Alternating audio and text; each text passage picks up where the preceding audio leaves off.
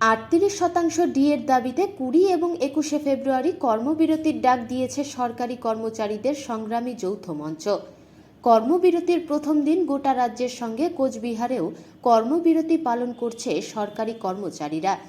আজ পশ্চিমবঙ্গ আদালত কর্মচারী সমিতির পক্ষ থেকে কোচবিহার আদালত চত্বরে অবস্থান বিক্ষোভের মধ্য দিয়ে কর্মবিরতি পালন করে আদালতের সরকারি কর্মচারীরা।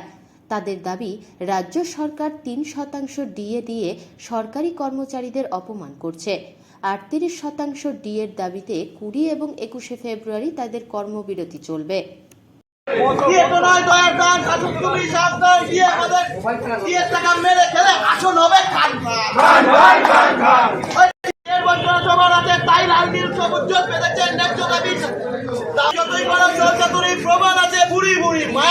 যতই করো বকেয়া দিয়ে চাচ্ছি না। পশ্চিমবঙ্গ আদালত কর্মচারী জিন্দাবাদ জিন্দাবাদ। এই চুরি করেছে আমার দিয়ে সরকার।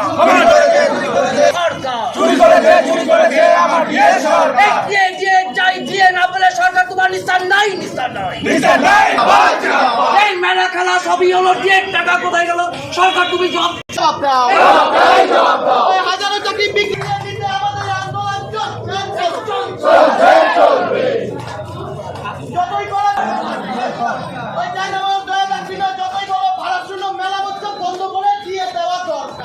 দেখুন, রাজ্য সরকার যে ডিএটা ঘোষণা করেছে, এটা ডিএ প্রদানের নামে রাজ্য সরকারি কর্মচারীদের বকলমে অপমান করেছেন।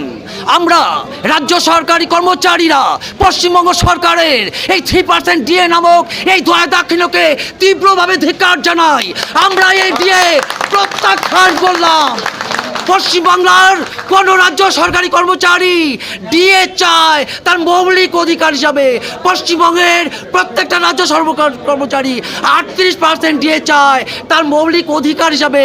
আমরা সরকারের দয়া দাক্ষিণ্য চাই না, আমরা সরকারের দাক্ষিণ্য চাই না, সরকারের কোনো দান খয়রাতি চাই না। আমরা আমাদের সাংবিধানিক অধিকার, আমরা আমাদের মৌলিক অধিকারকে ছিনিয়ে নিতে চাই।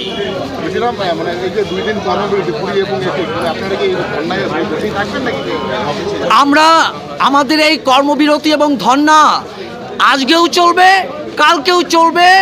সকাল 10টা থেকে বিকেল 5টা ওয়ার্কিং আওয়ার্সে থাকবে। আপনার পুরো নাম কি? আমার নাম দেবকুমার সিংহ, আমি পশ্চিমবঙ্গ আদালত কর্মচারীর সদস্য।